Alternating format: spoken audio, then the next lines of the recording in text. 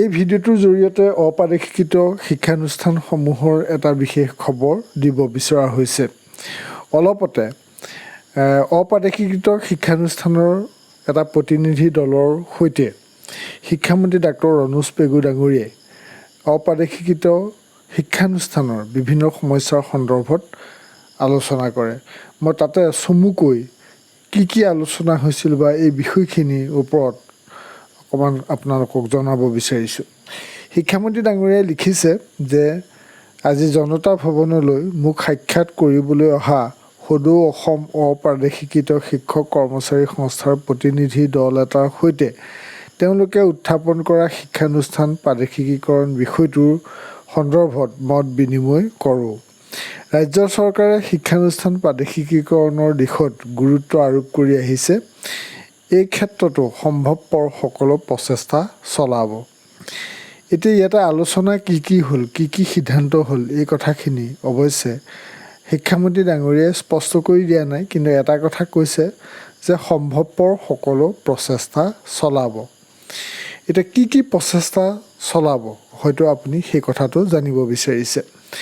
ইতিমধ্যে অপ্ৰাদেশিকৃত বহুখিনি শিক্ষানুষ্ঠান প্ৰাদেশিকীকৰণ হৈ গৈছে আৰু শেহতীয়াকৈ 21 চনত যি টিউটৰ হিচাপে একাংশক নিযুক্তি দিয়া হ'ল আৰু তাৰ পৰৱৰ্তী সময়ত অপ্ৰাদেশিকৃত শিক্ষানুষ্ঠানসমূহ প্ৰাদেশিকীকৰণ হ'বনে নহয়, কি পৰ্যায়ত হ'ব, একেবাৰে নহ'ব নেকি, আৰু ভেঞ্চাৰ শব্দটো একেবাৰে উঠি যাব বুলি যিখিনি কথা আলোচনা হৈ আছে, মাজে মাজে অপ্ৰাদেশিকৃত শিক্ষানুষ্ঠানৰ শিক্ষক কৰ্মচাৰীসকল যথেষ্ট হতাশ হৈ পৰে।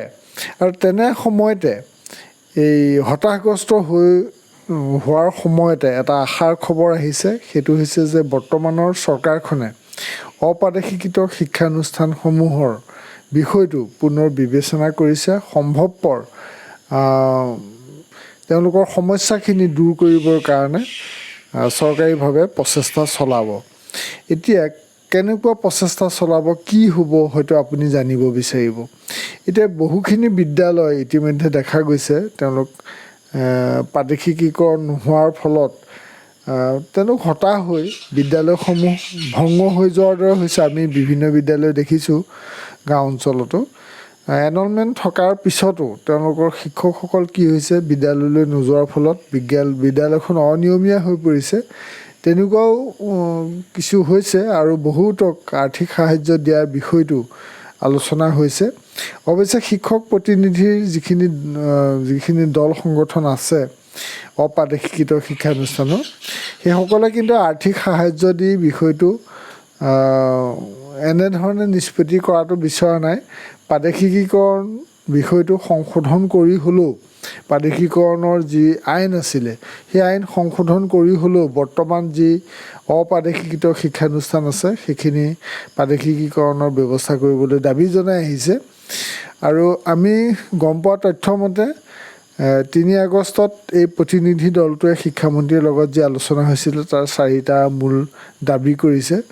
আৰু শিক্ষামন্ত্ৰী ডাঙৰীয়াইও পোনপটীয়াকৈ কোনো ধৰণৰ স্কুটিনি কমিটি বা তেনেধৰণৰ নকৰাকৈ ডাইচৰ তথ্যৰ ওপৰত ভিত্তি কৰি বা কেন্দ্ৰীয়ভাৱে মানে গুৱাহাটীতে গোটেই তথ্যখিনি অনুসন্ধান কৰি একাংশ অপ্ৰাদেশিকৃত বিদ্যালয়ৰ শিক্ষকক প্ৰাদেশিকীকৰণ কৰাৰ সম্ভাৱনা আছে।